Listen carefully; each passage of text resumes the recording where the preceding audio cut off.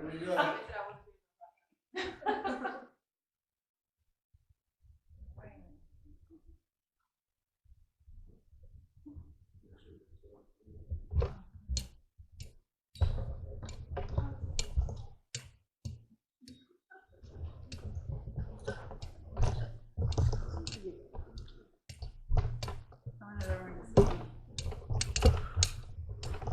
Can you see this?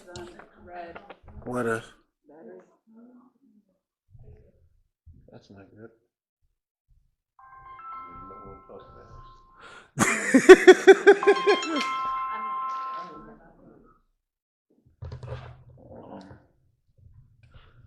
All right. The red cell. Can you see that? And then this. All right.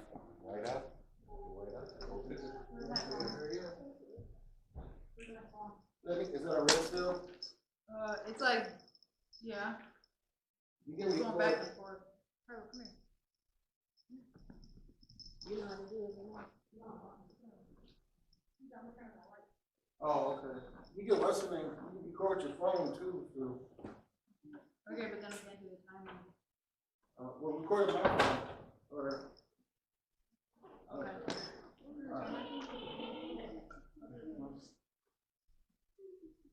Your phone's not coming on at all. Yeah, there we go. Yeah, all right. All right. You want to just go ahead and go? Yeah. Well, no, hold on.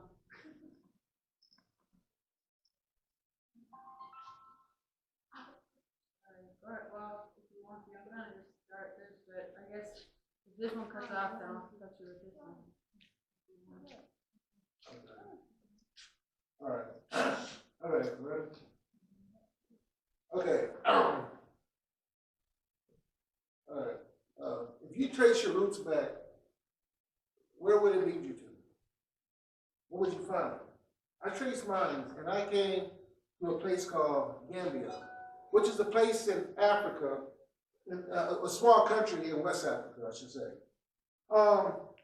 In the article, Fork Life, a commentary of African cultural retention, which was written by Charles Silver, he talked about how the French had came and took people from Gambia and brought them to Louisiana, which was very interesting to me because of the fact that my parents, my mother and her siblings, everybody is from Louisiana.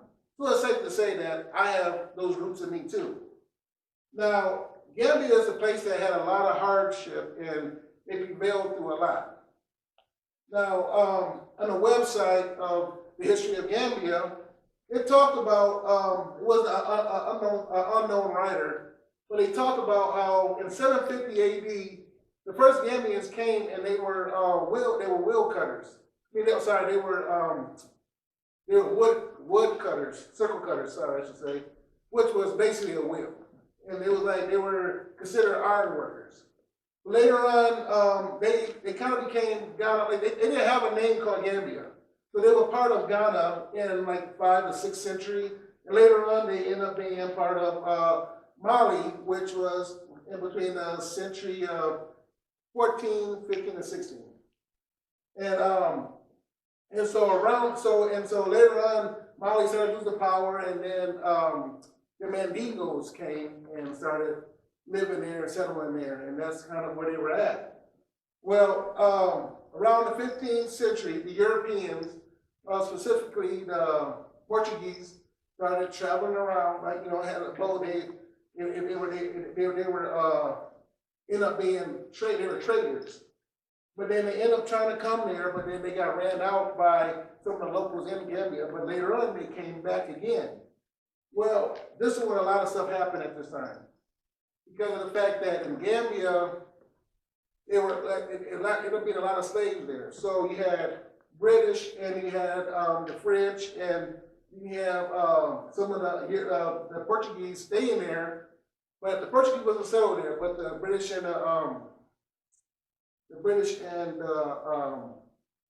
French were fighting over trying to stay there because of the fact that there was a lot of trade. There was a lot of slave trading going on there. And slaves was a big a big commodity. It was a big price and stuff. It was bigger than gold and stuff as far as trading. Like it was just a really big thing.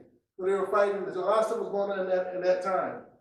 But then you had the French who ended up starting a new colony over here over in Louisiana, and they wanted to have people from Gambia to come there, but they wanted only people who knew how to cultivate rice because rice was a high commodity around at that time. So, in a book which was written by, what the book that was called Creole, which was written by Sibyl Klein, which was copyrighted in 2000, he talked about that between 1719 and 1731, over 16 different slave ships came from Gambia to Louisiana, importing slaves and stuff. And the very first ship that came to Gambia, came to Louisiana, the ship was called Le Ruby, which was interesting because my aunt name is Ruby. So it was called Le Ruby, was the first slave ship to come. And then after that, later on, they ended up, around 1807, the British ended up having, prohibiting international slave trade, so where you can trade slaves and stuff like that across seas no more. And in the 1820, Gambia was the first country to be colonized in West Africa. And in 1965, they ended up being the last country to get their independence. Now, in Gambia, at this time, a lot of the money they make is along the beaches and stuff where tourists come. They make the money to do that, and then they also have a lot of agriculture and farming there where they make money through. And just for a fun fact, they have over 600 different kind of birds there, which when you think about it, there's a lot of birds, especially for being the smallest country in West Africa. That's a lot of birds to be having in that area. Their biggest thing was they eat fish. They eat with their hands a lot there, and then also as I was researching, I realized that a person named Alex Haley, who ended up writing a book called Roots. He followed his roots back there, and he ended up writing about a character named Kunta Kinte, who was a fictional character, but but it was based off of one of his ancestors and how they lived. So I kind of look at these different things. I'm like, okay, what things do they do that's compared to what I do? As far as growing up and everything. Well, one of the things is that they like to eat fish. And it says that they like to eat fish with a lot of bones in it. And I know that my mom likes to eat stuff with a lot of bones. And then after that, they like their dancing style. They do a lot of dancing when they have a lot of socialize. They dance, and when they come in as a family. And then they also they have a lot of different family gatherings. So when looking back at a lot of this stuff, it kind of understands of how the way I live, I see how things were kind of passed down to that. But the thing is that I believe that, but tradition and cultures does pass from culture to culture. So to me, when I trace back to where I came from, I came to where it ended up leaving me with rice. Rice is where I trace my roots to. Now, my question is, where did you trace your roots to?